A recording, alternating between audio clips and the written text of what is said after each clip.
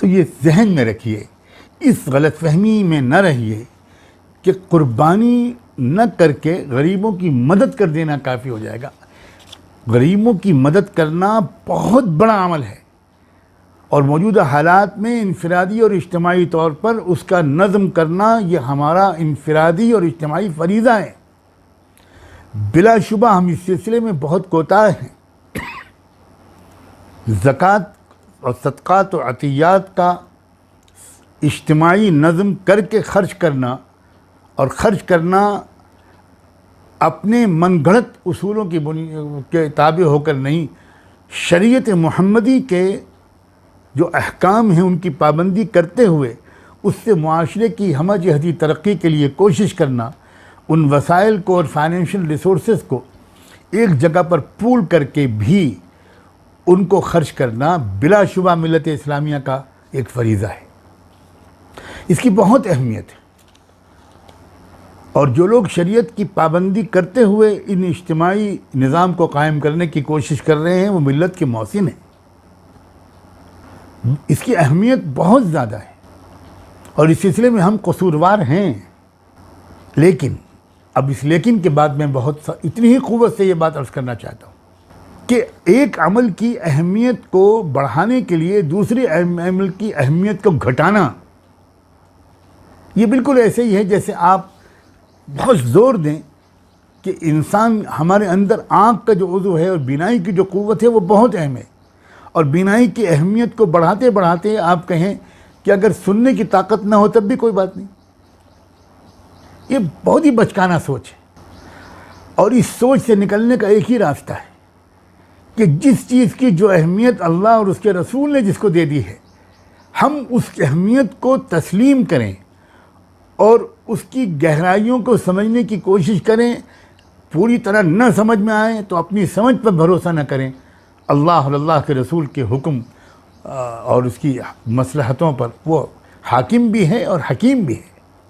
हम न हाकिम हैं न हकीम हैं, हम ज़लूम और जहूल हैं।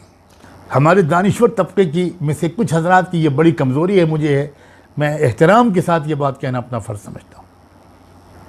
अजीब बात है,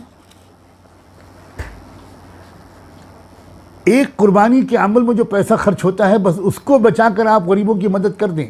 ये क्यों नहीं कहते हमारे ये हज़रात कि शादियों में इतना पैसा मत खर्च करो, अपने मकानों को सादा बनाओ, अपने मकान के फर्नीचर और अपने लिबास को भी सादा करो, 2-2 3-3 कारें रखने के बजाय एक सवारी से काम चलाओ ना। यहाँ के ख़र्चों के कम करने की बात तो कम सुनाई पड़ती है, कुर्बानी का ख़र्चा बचा लो। कल को कोई कहेगा कि ये कुर्बानी का ख़र्चा बचाने के से काम नहीं चलेगा, ये हज पर जो अरबों रुपए खर्च होता है, खरबों रुपए, इसको ख़त्म करो और अपने अपने इलाके के अंदर मंसूबे, माशी मंसूबे मुसलमानों की तरक्की के लिए शुरू करो। ये बहुत ही बचकाना बातें हैं, मैं और क्या लफ्ज़ इस्तेमाल करूं, ये बहुत सतही बातें हैं। मुझे उम्मीद है कि नेक नीयती के साथ जिन लोगों के जहन में ये बातें आती हैं वो ज़रूर इस पर मुखलिसाना नज़रसानी करेंगे और इस बात का ऐलान भी करेंगे। इससे उनका कद बहुत बढ़ जाएगा।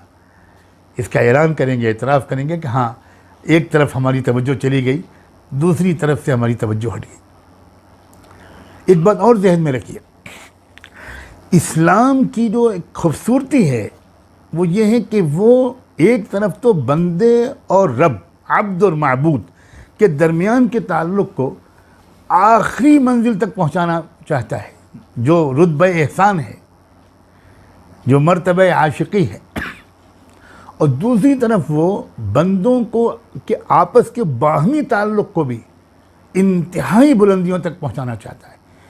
आम ज़बान में हुकूकुल्लाह और हुकूकुल इबाद कहते हैं, आम ज़बान में इबादत और अखलाक व मुआशरत और मामलात कहते हैं। तो ये बात जहन में रखिए कि कुर्बानी के अमल में ये दोनों चीज़ें मौजूद हैं, बहुत आला तरीन दर्जे की मौजूद हैं। कुर्बानी में जो उबूदियत का पहलू है, बंदगी और मोहब्बत और आशिकी का पहलू है, वो तो मैंने अर्ज़ कर दिया।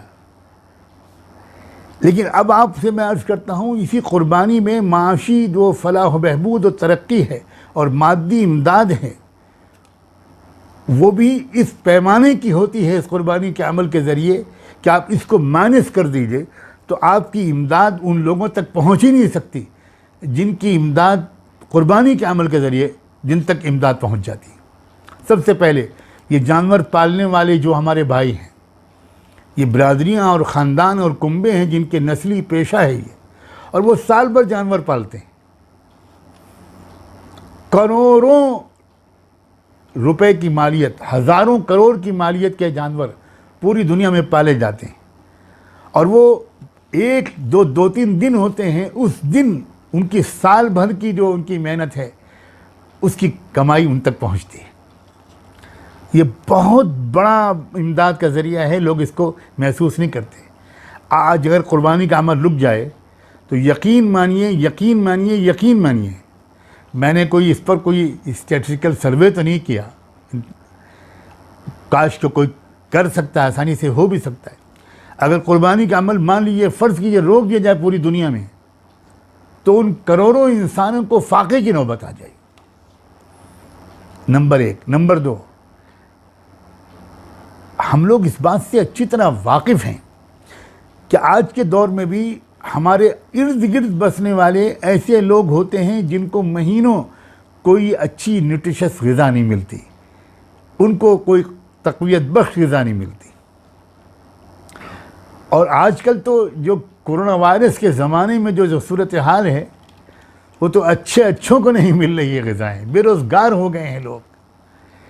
इस वक्त तो क़ुरबानी के अमल को बढ़ा देने की ज़रूरत है और उस गोश्त की तकसीम ऐसे पैमाने पर की जाए कि हमारे वो भाई और बहन और वो बच्चे और वो बूढ़े, हमारी वो औरतें जो बच्चों को दूध पिलाती हैं, हमारी वो औरतें जो जिनके पेटों में बच्चे हैं, उनको अगर गोश्त मिलेगा तो उनको जिस तरह का प्रोटीन मिलेगा, जिस तरह की उनको क़ुव्वत बख्श ग़िज़ा मिलेगी, ये मुआशरे की मादी मदद का जो पहलू इसमें है, क़ुरबानी को माइनस कर दीजिए, बहुत बड़ी माशी और मादी मदद का सोर्स हम बंद कर देंगे। हम लोग जो इज्तिमाई क़ुरबानी का नज़म करते हैं और वो तक़सीम करते हैं, उनसे पूछिए कि वो जब जाते हैं उन झुग्गी झोपड़ियों में, उन स्लम एरियाज़ में, और वो गोश्त जब वहाँ पर देते हैं तो उनको वो किस तरह लेते हैं वो लोग, उनको कितनी बड़ी नेमत मिलती है। ख़ुसूसन इस साल के बारे में तो मैं फिर तवज्जो दिलाना चाहता हूँ।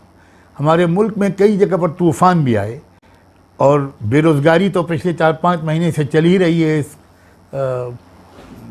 कोविड-19 की वजह से। तो इसकी वजह से जो सूरत हाल है, घर घर फाके हो रहे हैं और ग़िज़ाई बहरान है, ज़बरदस्त ग़िज़ाई बहरान है। तो ये तो क़ुरबानी के बढ़ा देने का वक्त है, मगर क़ुरबानी का गोश्त अकेले ख़ुद न खाया जाए, बल्कि जो अल्लाह ताला ने ख़ुद बताया, फ़कुलू मिन्हा वातिमुल क़ानिअ वल मुअतर, क़ुरबानी का गोश्त खाना भी चाहिए, शौक़ से खाना चाहिए। जिन लोगों को इस रस्म आशिक़ी का कुछ थोड़ा सा भी इदराक मिला है, हमने उनको देखा है, और हदीस में इशारा आता है कि ये क़ुरबानी का गोश्त अल्लाह की तरफ से तुम्हारी मेज़बानी है, तुम अल्लाह के मेहमान अपने को समझ कर खाया करो। अल्लाह खिला रहे हैं, अल्लाह के दस्तरखान पर बैठे हो तुम।